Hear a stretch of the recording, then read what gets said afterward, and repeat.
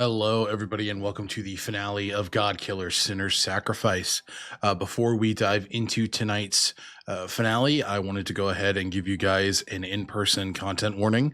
This session deals heavily in the topics of loss, death, grieving, mourning, and familial tragedies. So, with that in mind, Tales Archived hosts a variety of content that might be touching on content that is potentially triggering to you. If that is the case, we always implore you to please take care of yourself, step away if needed, end the stream on your end, or do what you need to take care of yourself and remove yourself from any potential harmful situations. With that, I want to thank Cyrus, our GM for this series, and Angie, our Godkiller, for bringing this incredible story to Tales Archived and for trusting us with the ability to tell this story. They've put so much love, time, care, and effort into this, and it's been an amazing journey. So please check out Angie and please check out Cyrus on their socials listed in chat, and enjoy the episode. As you walk through the darkness, you can see ahead of you a light at the end of this tunnel. There is something wet about the ground you are stepping on, and there's something breathing about the walls you are surrounded by. What do you think about as you're walking?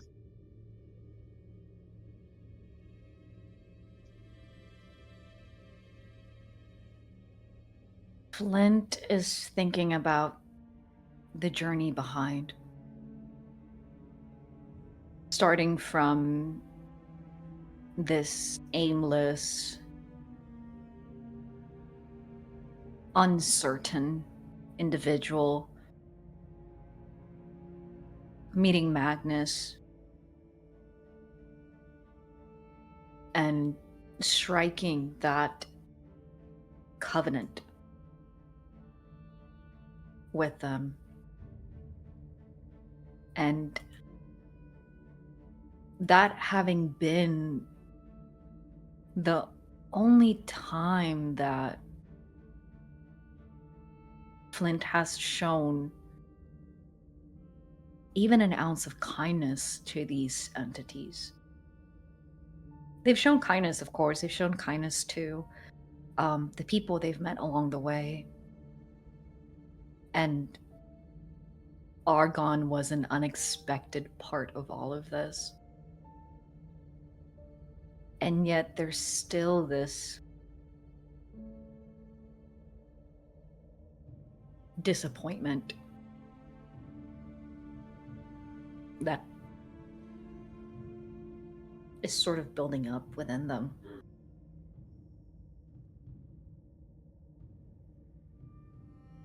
As you think about all of this, you begin to cry.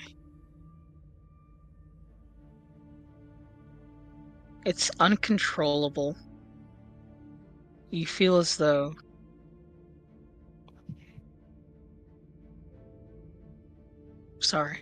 you feel as though there is something that you're mourning. You step harder and you continue to push forward as your feet begin to get stuck in the ground underneath you. A slick wetness that crawls in between your toes every time you step down into the mud. You have to put forth effort, pulling your foot out again. It feels as though with every step forward, the ground attempts to consume you further until you reach the edge of that light, only to realize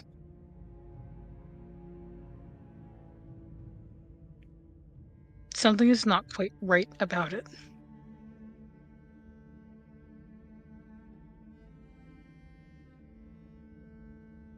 As you look up, there's nothing above you. No clouds, no sun, no heaven.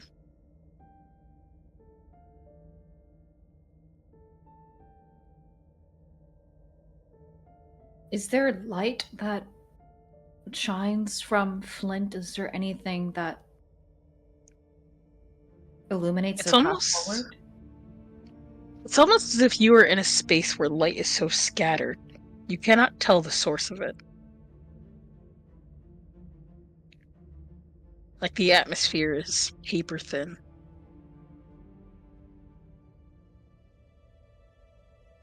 And a bluish greenish hue fills what you could assume would be the sky.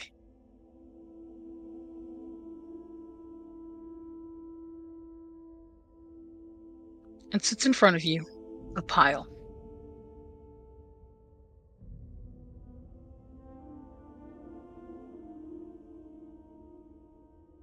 Oh, It looks like a mound of flesh, indescribable and yet horrifyingly noticeable. It's breathing as you see it heave up and down in different parts, pulsating, writhing even. is the pile made of limbs of flesh or Some parts.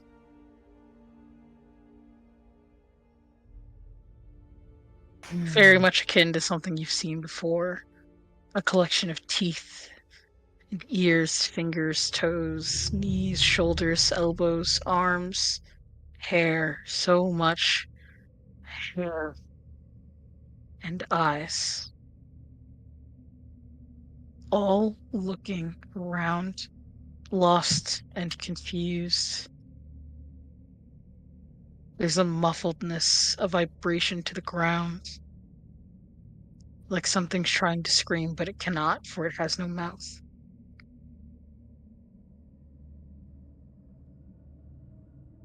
Flint is gonna get down and look at the mound and try and move at it. Try and find its mouth.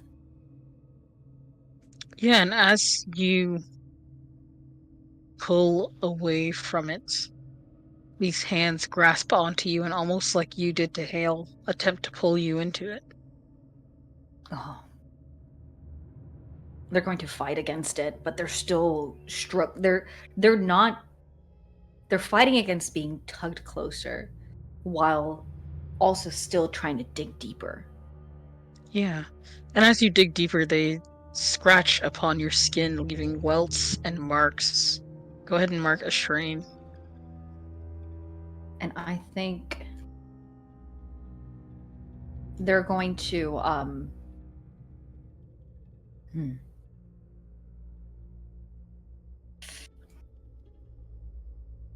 see.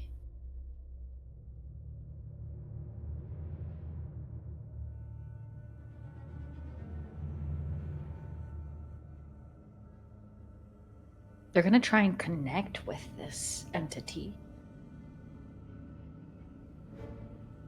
Yeah. Yeah. What common ground do both of you share, or what divides you?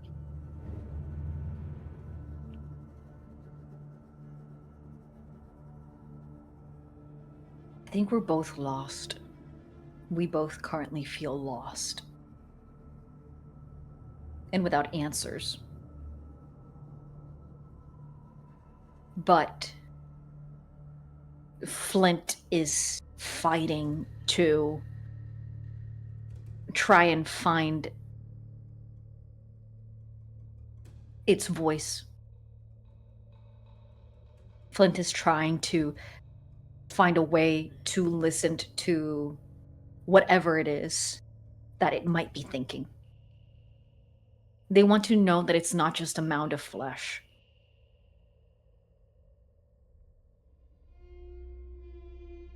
as you connect with it and dig deeper.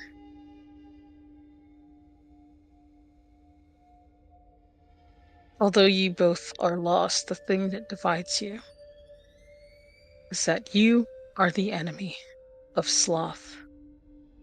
Rather than lie down and accept things the way they are, you have pushed and continued, defied odds, defied gods. You have walked against resistance. You are nothing like us.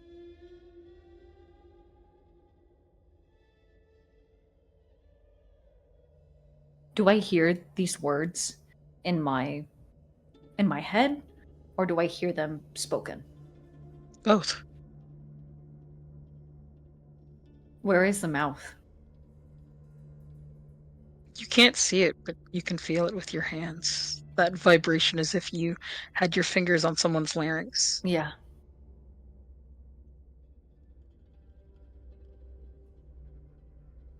I am not your enemy.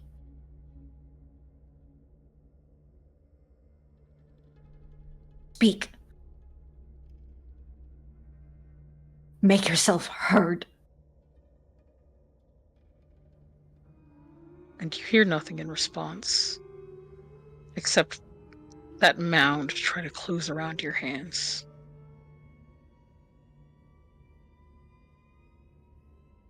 Your feet begin to sink into the ground underneath you.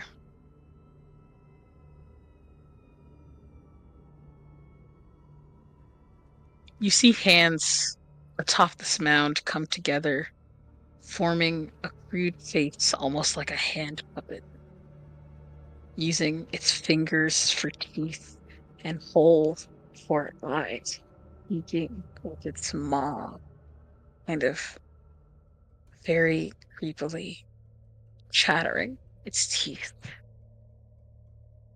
Then what are you?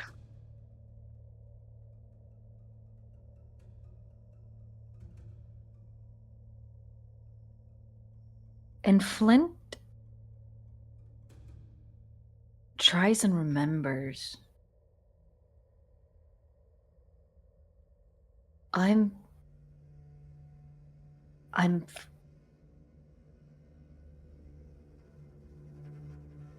Flint. Lies. They don't quite believe it. I am. You're not. You're not. You're not. I'm not. I'm not. And as it begins to say this mound kind of collects itself and pulls together pieces to recreate a crude mimicking of your face behind a wall of flesh, almost as if you're being suffocated. Just repeating, I'm not. I'm not. I'm not. It's just repeating it over and over again. Mm-hmm.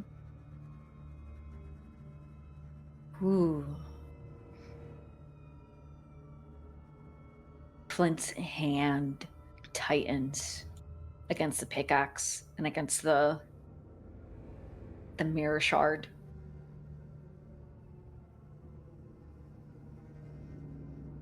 They try and pull away from the mounds, from what's trying to pull them in. And you are let go of, and the minute that happens, that kind of horrific vision of your face behind a wall of flesh dissipates into the mound.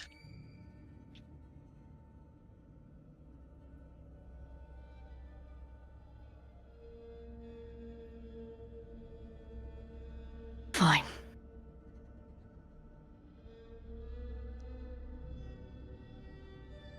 Rot then. And they're gonna keep walking. And when you say that, they say gladly. Roll me 2d6.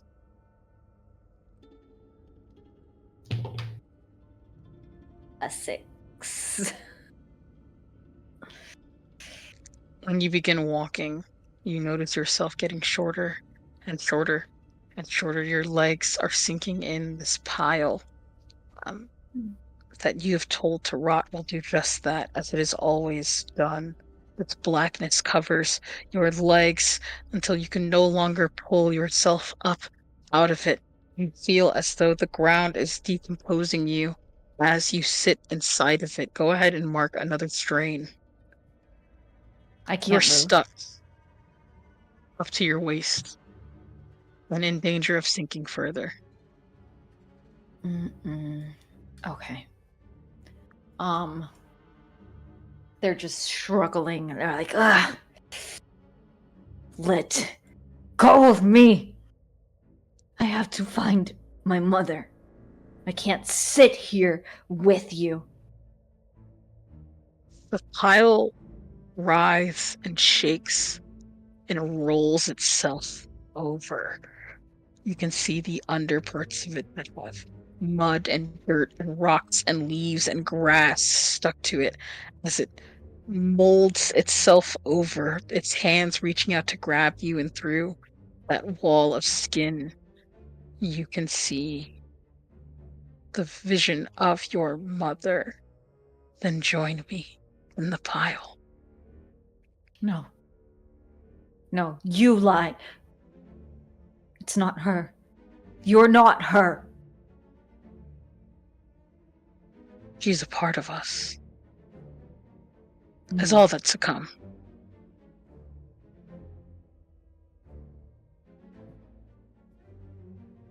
No. No. Give her back to me. And I'm going to act impulsively and strike at this thing with the pickaxe. Because up till now, Flint has always been someone that tries to talk their way out of things first. And now they are once again alone in the dark, and this claustrophobic feeling that's tugging at them, showing them what they least want to see. And as you kind of seize that opportunity of it having its guard down, trying to reaching out its hands to like kind of pull you out of that rot, you take the pickaxe and strike at it. And as you do, these hands embrace you in a hug that feels wrongfully warm and comfortable.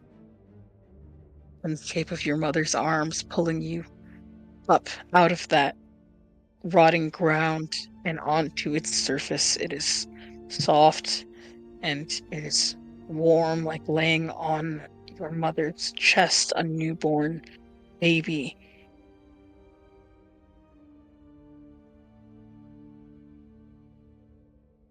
Flint, I'm so glad you could join me.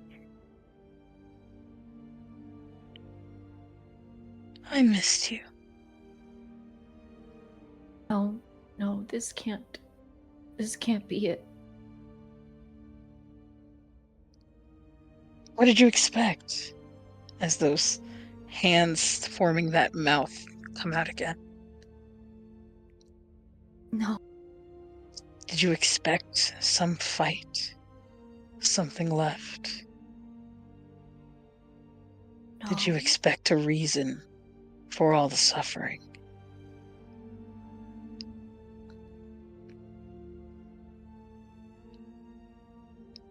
I want to see my mother, not you, my mother.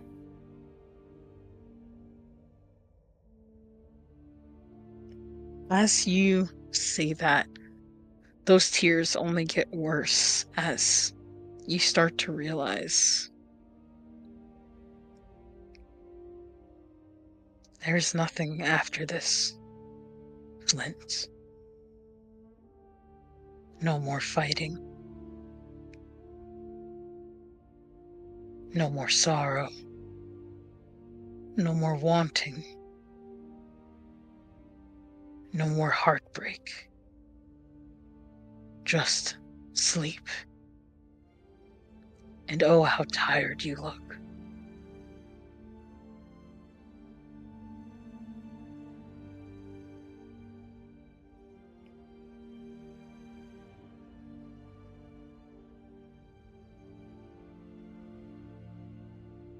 There's nothing beyond this.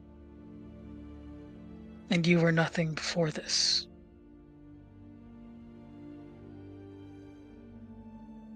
Your journey will end here. In this pile or not. As those arms pull you closer in. What do you want me to do? Close your eyes. Go to sleep. And become a part of the slothful pile.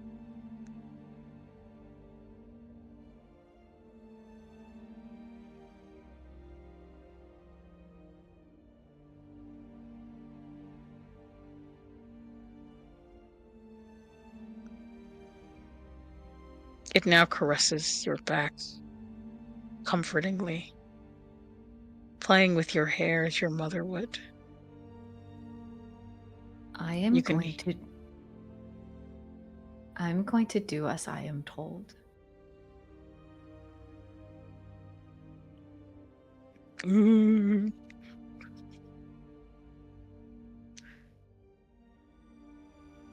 So when you do as you're told, say how I show submission and answer 1. And the GM will show you a glimpse of their true intentions as they answer the other.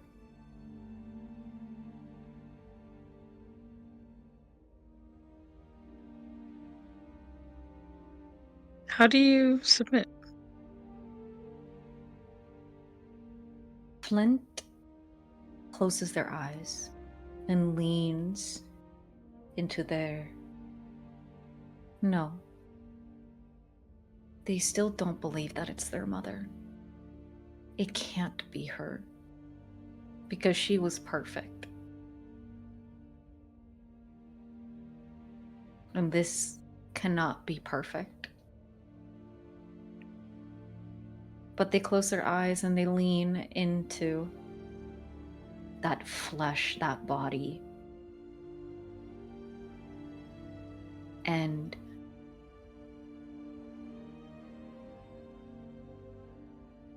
they reveal their exhaustion.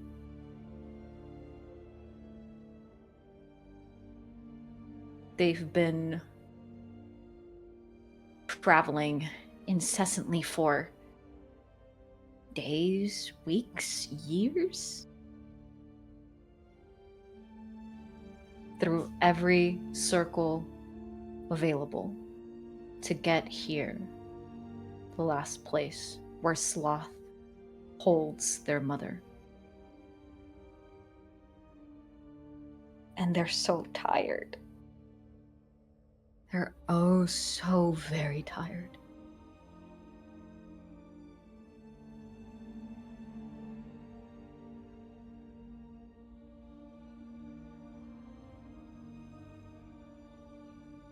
As you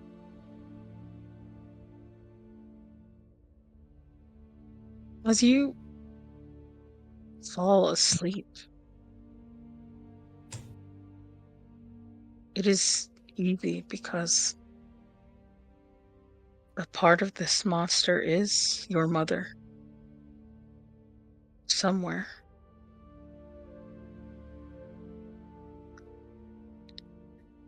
Your eyes open slightly and weakly as she sits upon a throne, you in her arms, looking small. She's draped in thin cloth. You are cold and you are wet. You stain her white dress with the blood of those you have killed. And she still looks at you like some sweet, innocent thing. Flint, please join me. And when you do, we shall make the other gods join as well. We will all be sloth. There will be nothing left but this pile. And there, in those words, you understand the true intentions of this being. To consume everything. Not in a spiteful way. Not for power. You question whether it even knows what it's doing. It just feels hungry, and that it will continue to rot everything around it until all is swallowed like a mycelium network.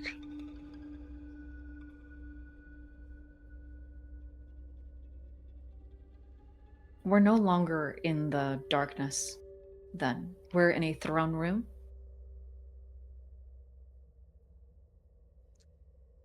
That's where you see yourself right now. Can I recognize a god? Can I see Yeah. beyond this visage of my mother? Can I try and recognize a god? Okay. So, ooh. So when I'm in or near their domain, I am in their domain. Yes. I am not familiar with their gospel, or am I familiar with their gospel? You are. This is one of the gods that you worship. That I worshipped. Or what is it?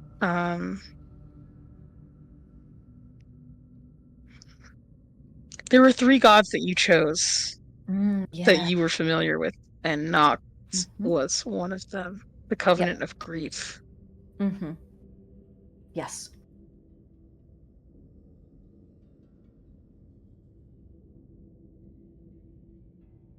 And then would it be bad if you didn't know? Yes. It would be It, bad. it would be bad because it would mean that I would fall prey to the sensation, to this feeling of being back with my mother, being one with my mother. So I rolled a 10, and that's +3, so 13.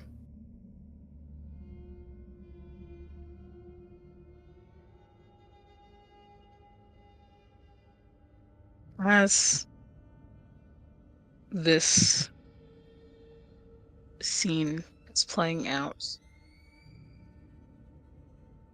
as you can see that there's nothing but a field of rot, you see far in the distance around you, in this dark room, the blooming of flowers with petals so bright and fiery it almost seems like they are illuminated. As they overpower the rot, you, Flint, who refuse to become a part of this, no matter how much you miss your mother. This is your mother. It becomes clear and apparent that she is gone.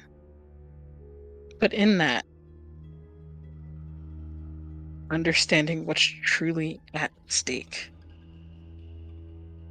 understanding that this is only the beginning.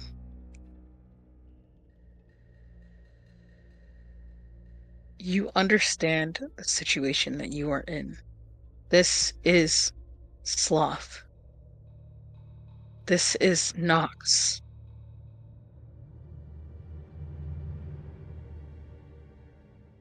You fear the name it has is not given to itself, but more so a comfort.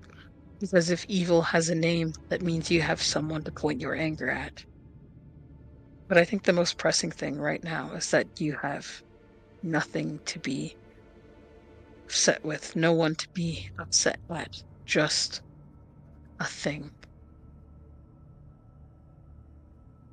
And something inside you refuses it so heavily.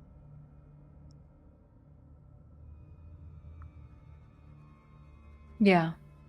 Flint refuses to think that their mother is gone. And more of those flowers bloom, illuminating the landscape around you.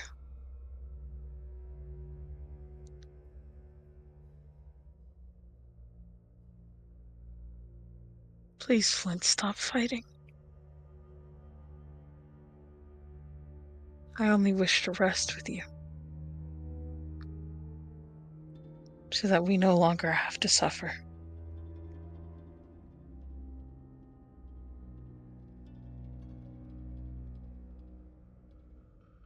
Lend your power to Sloth, and no one will suffer. Not anymore, they won't.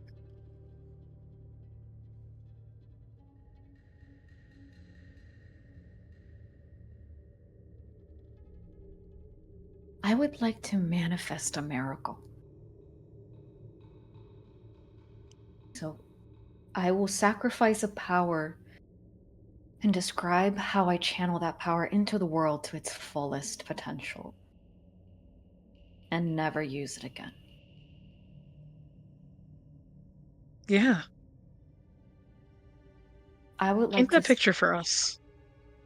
I would like to manifest a miracle with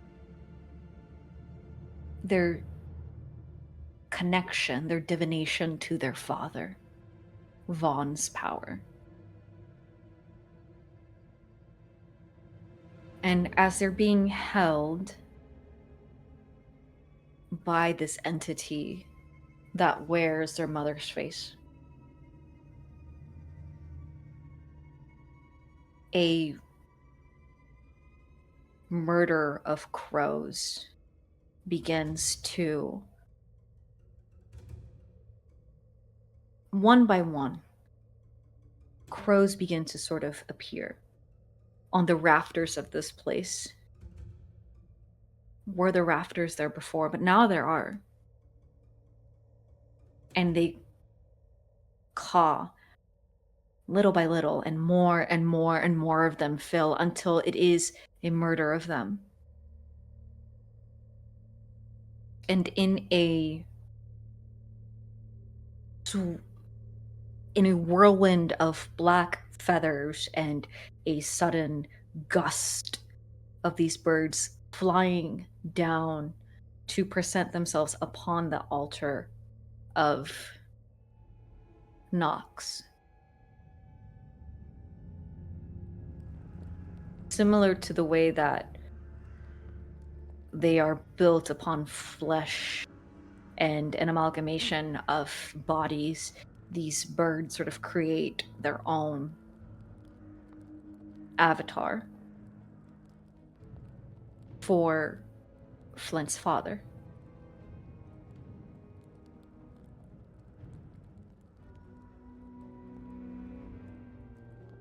These birds that create this avatar peck apart and rip away at the veil over this thing that wears your mother's face.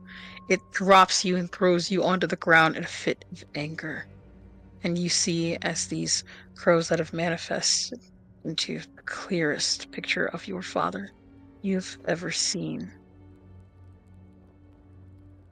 As he tries his best fighting this awful thing, keeping it away from you, protecting you. The crow feathers swirl in a mix of things you can and cannot see, but when the feathers fall, you see the apparition of your father holding your mother in his arms,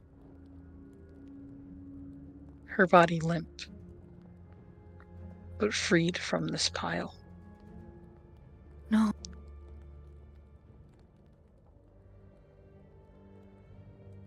Flint is gonna run over to both of their sides. Her eyes open for just a moment. You see her look at the two of you two, between you two, the corners of her mouth weakly curling up into a smile.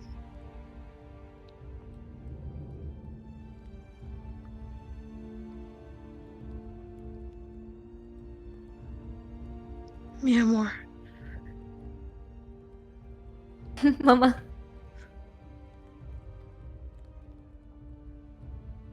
What do I have to do? How can we end this? How can we get out of here? I will get you out of here. You've already gotten me out of here.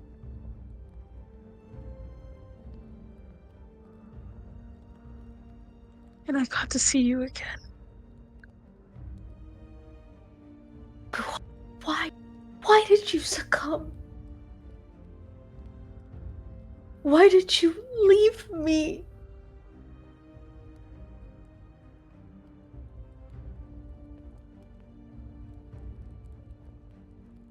I'm a fool. It is the folly of man.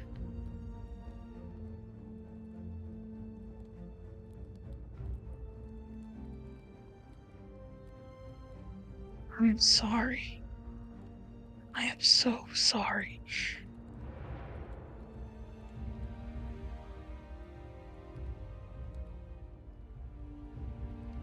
It doesn't matter now. I came all this way through 7 levels of hell to get you. So what is left? What heaven is left for us? She brings her hand up and she needs a little bit of help doing it. But she places it at your chest. And that fire that blazes inside has a beat that comes with it.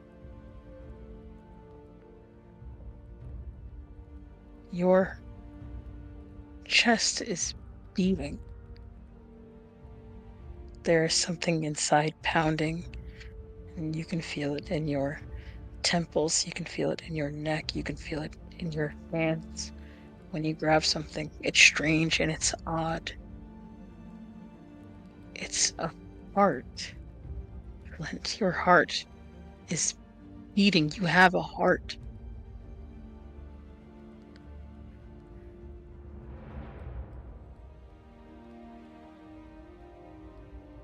Your mother pulls her head to your chest and listens to it. This is what is left. Flint, you are left.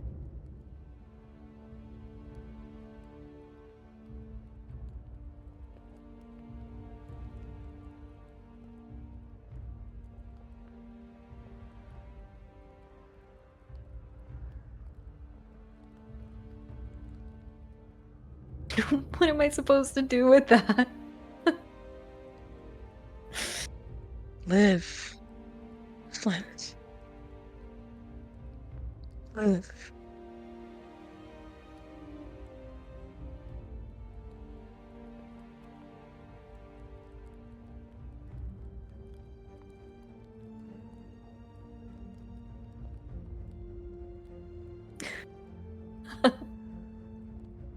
How? After everything I've done to get here, to get you out, to pull you from this.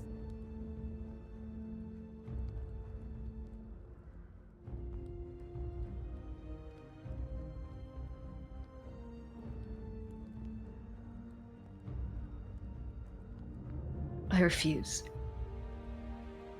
I refuse to walk out of this without you. And as you say that, something inside of you, that inability to move past this, that flame starts to overtake that beating that was your. You feel a burning in your chest, you feel a burning in your nose, you feel a burning in your throat.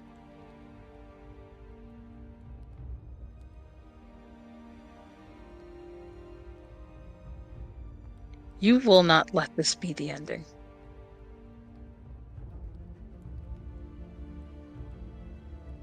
Even if I have to make a heaven myself. And as you say that, suddenly that darkness fades and you see that big, open, empty sky with nothing above it.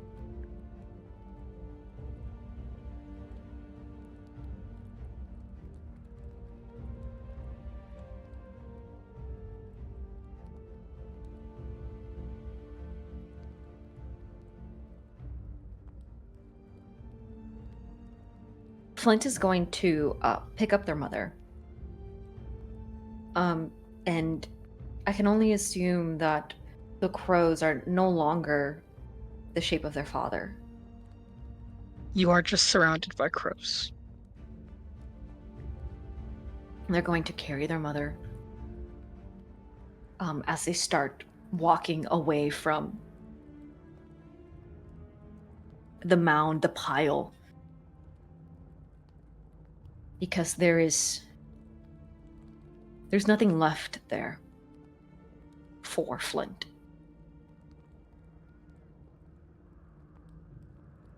They know that Knox exists. But after everything they've done, after all of the rage and anger and their greed of wanting to continue, of not wanting to stop, and their pride of seeing themselves wanting to do this, being unable to let go of this. After everything they've done, they can't force themselves to look upon Knox and even consider them as something worth their time.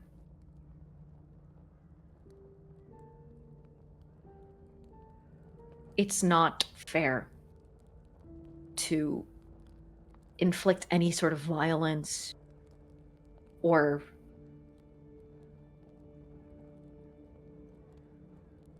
manipulation upon something that just exists.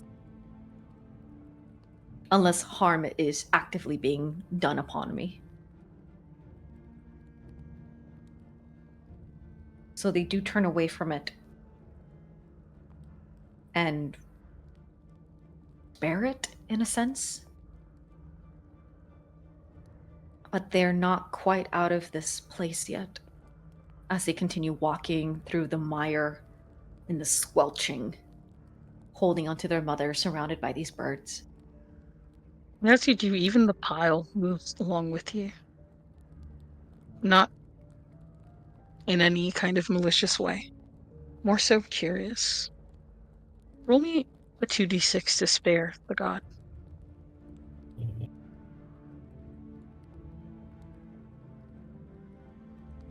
That's an 8, a 5, and a 3. As you are being followed,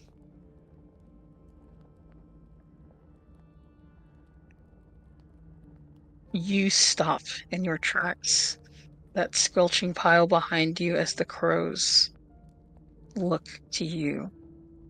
Sloth writhes as it awaits one thing. They can perform a single favor of your choosing, such as lifting a curse or performing a miracle.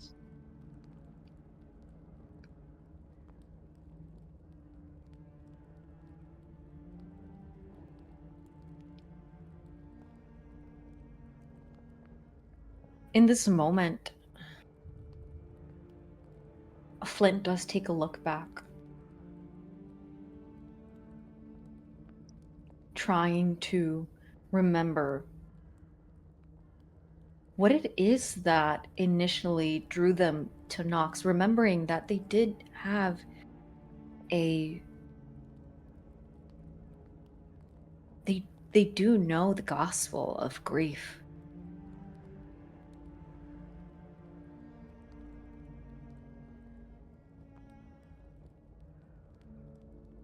And Flint turns to Knox and says,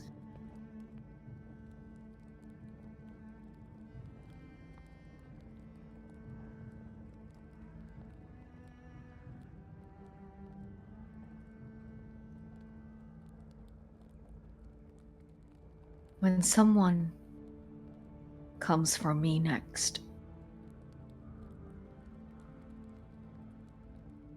don't fight them. Don't hurt them. They are not yours to keep.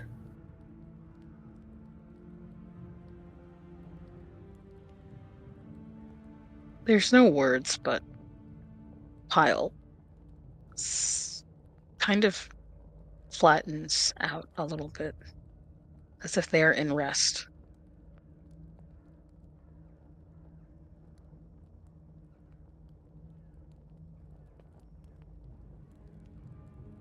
And Flint continues forward, holding onto their mother and having this strange sensation of, is it over? It doesn't feel over. Why does it feel so desolate, so unnerving as all of this is happening? I do want to feel something out. Okay.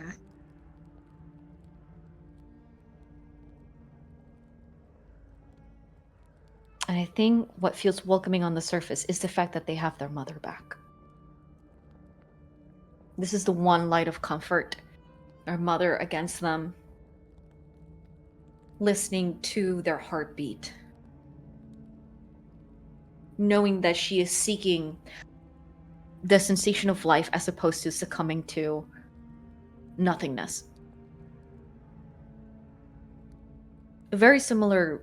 It reminds Flint in that moment of when Magnus drew themselves closer to Flint.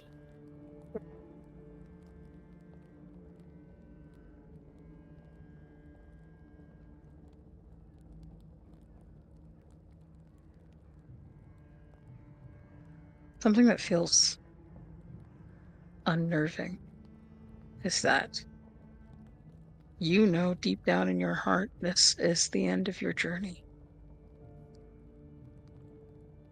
As you walk and Sloth gets farther and farther away, nothing draws near.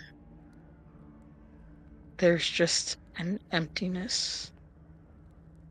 It is worse than there being no heaven. There is nothing afterwards.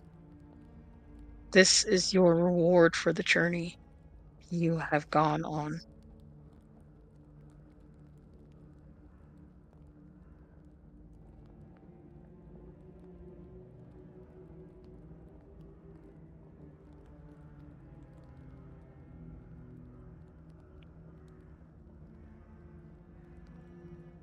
And then those words ring in your mind again. Even if I have to make heaven myself.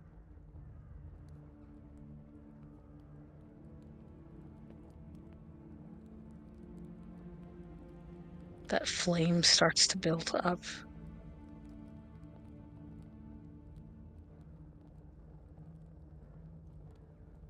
What once was a small crackle is now a raging fire inside of your chest, and it burns.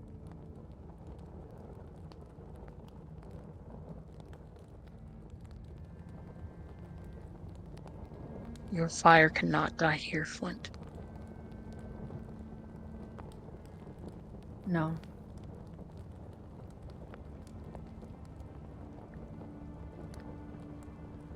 No.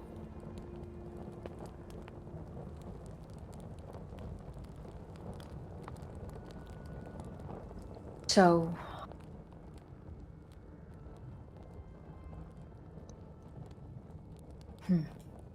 With the defeat of Knox, the power that you gain is not only death and rot,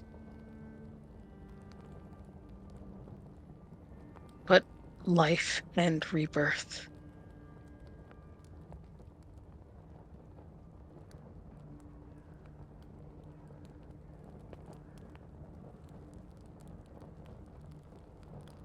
I think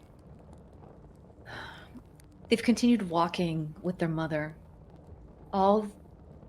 They don't know how long, how many days, weeks, or years, centuries. They don't know how long it's been, but they've continued and continued, still holding on to their mother, still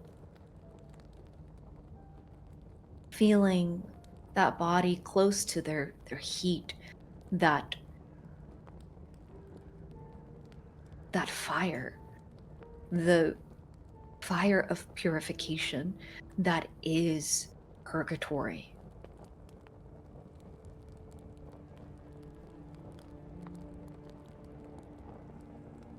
And there comes a point where they look down at their mother, and what do they see? Her eyes are closed. Her body is still, and she is smiling.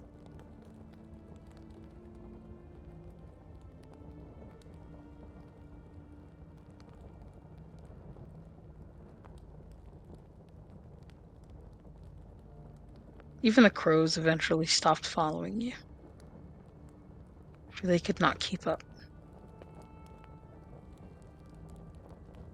You have become something far greater than any mortal has ever aspired to be.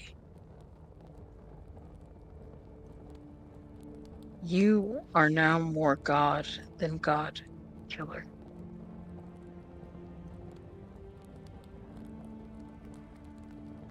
Flint is going to set their mother down.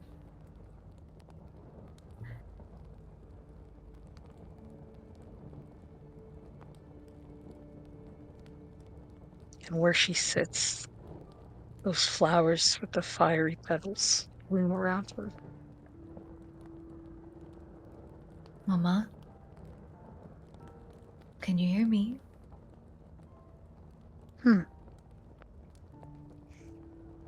How are you feeling? Tired. Very tired.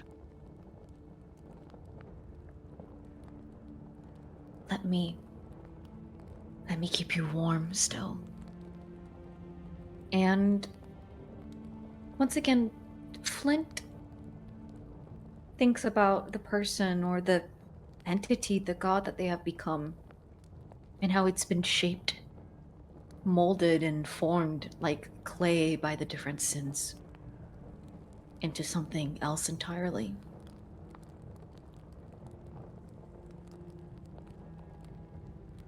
And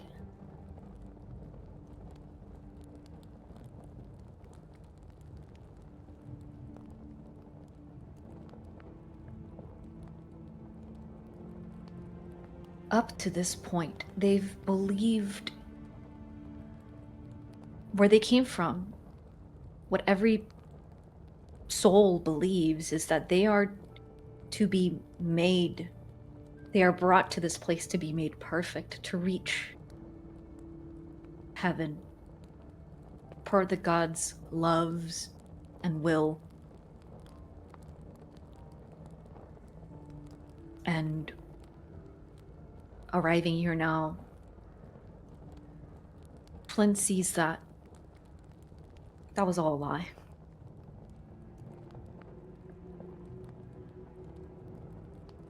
They weren't going up, they were going down. They kept succumbing and succumbing to that lie. But if there was one thing that kept them away from true aimlessness, it was the belief that their mother was perfect. And whether she believes it or not, and whether it was right for her to succumb, if there was one person that deserved heaven, it was her. there might not be a happy ending for Flint. Or for Argon. Or for the rest of them before them.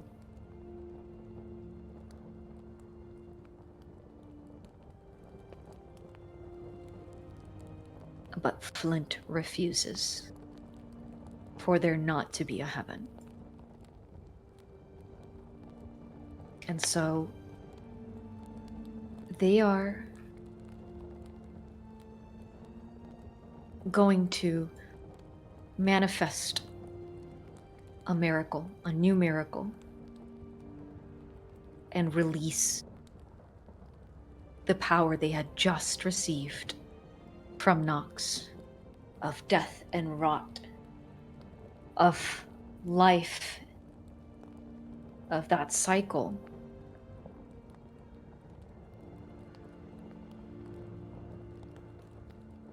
And diffuse it from the petals, from the flowers surrounding their mother, slowly trickling through this darkness until it grows further and further and further beyond their sight. They release that.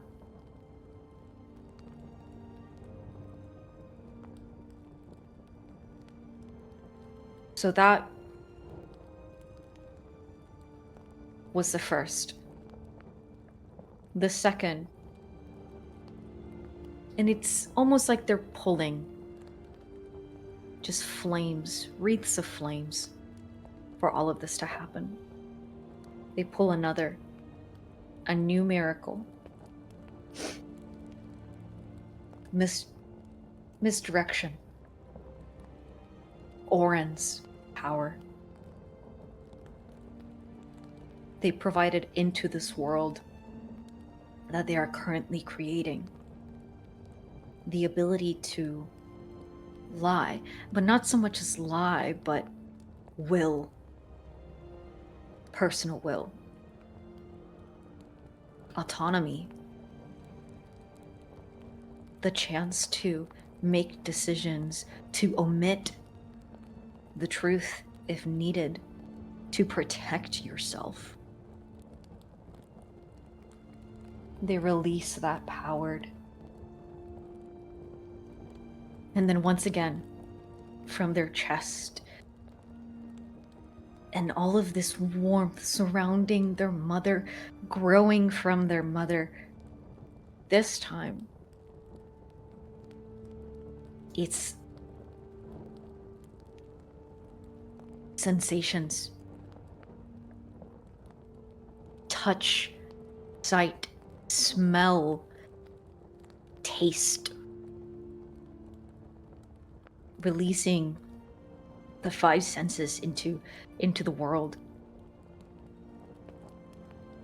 with Zane's druidcraft.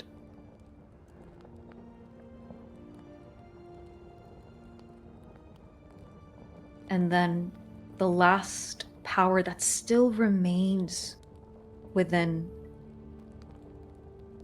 Flint. Siphon. What they gained from Eros. The ability to take from others.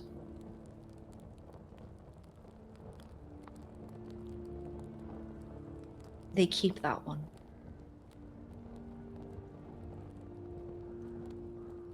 That one feels dangerous. To be able to just remove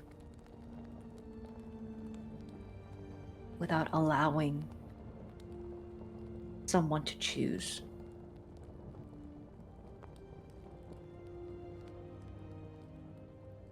And in this moment, as all of this is happening, this amalgamation's happening, Flint lays down beside their mother and just lets this take over.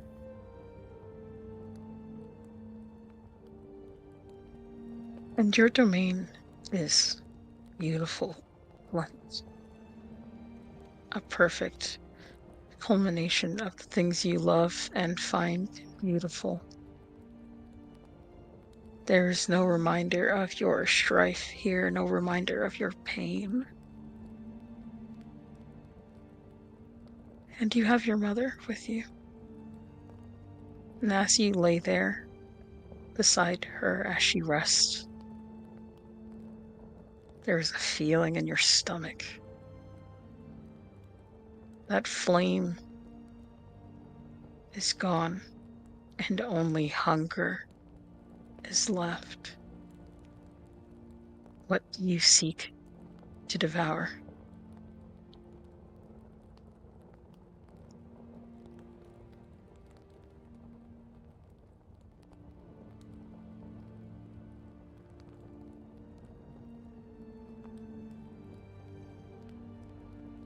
They rest just enough, long enough, to feel comfortable, to get a good night's sleep, for their body to feel less fatigued, less heavy from the weight of divinity.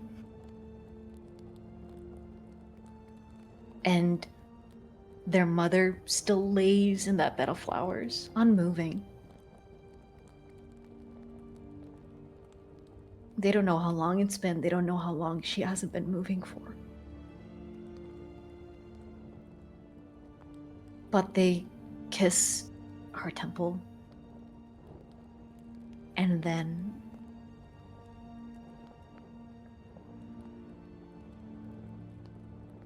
they start walking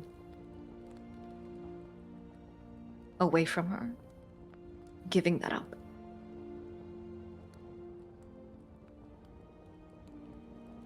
And besides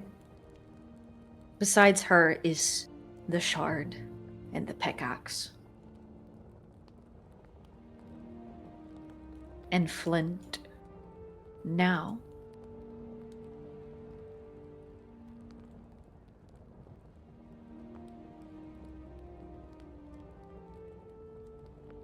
continues forward on a path of seeking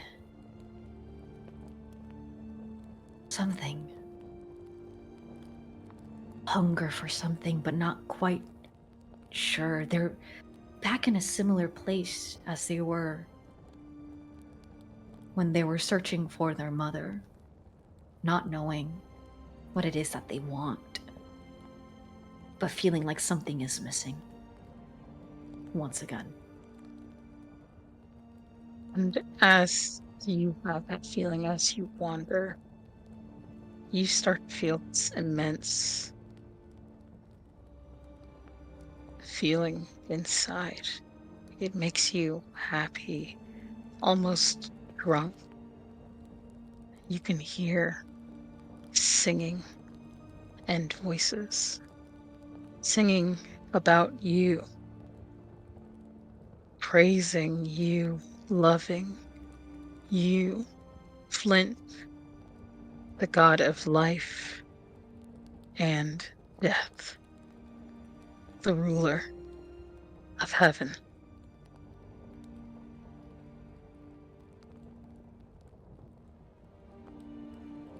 And whenever anyone searches for Flint or comes for Flint, I think one of the most imperative things that I myself would share is that Flint was always meant to be a spark, the start of something. And they forced and created their way through the mire and made heaven, so that anyone who believes enough to arrive does so through their own force of will. Not because of what the gods are telling them they need to do. Not because of what they're being molded into. There's no longer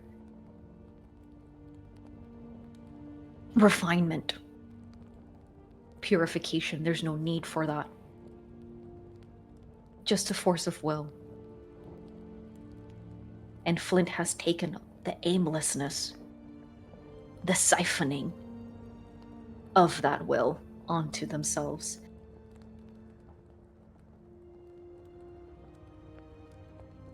And the singing rings all around them, and yet none of that matters to them. Because I know they left their mother in a bed of flowers, protected, in heaven. Not because she was made perfect, but because she was perfect.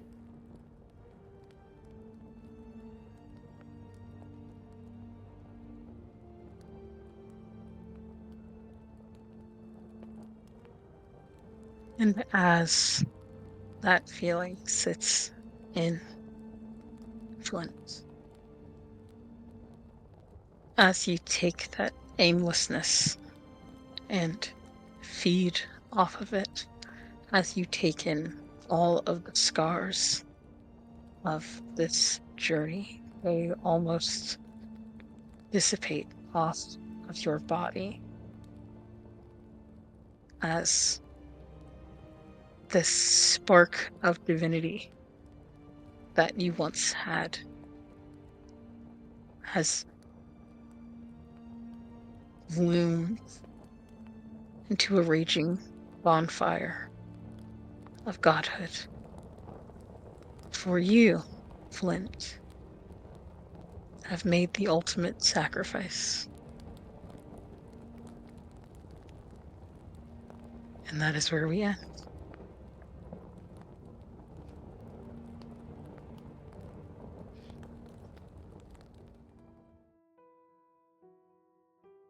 Yeah, I'm okay. I'm all right. Hi, guys. Thank you for tuning in to Godkiller Sinner Sacrifice, our finale. Once again, I want to shout out Cyrus, the gods, and Angie, the God Killer. So much time, intention, care, love, and energy was placed into this project by them, and when they pitched this idea, it was an absolute no-brainer to have it on the channel. So I thank Cyrus and Angie for sharing this story with not only me but with the world. It's a beautiful one. It is a very beautiful one. So please go check out Cyrus at It's8bit on their socials, and Angie at Agonthetic. We appreciate you guys being here. We appreciate the time. And yeah, you can catch us tomorrow in Known Realms to Lesh. We're back after a couple weeks off, so excited to be back. But thank you, and we'll see you in the next adventure. Hold on for a raid.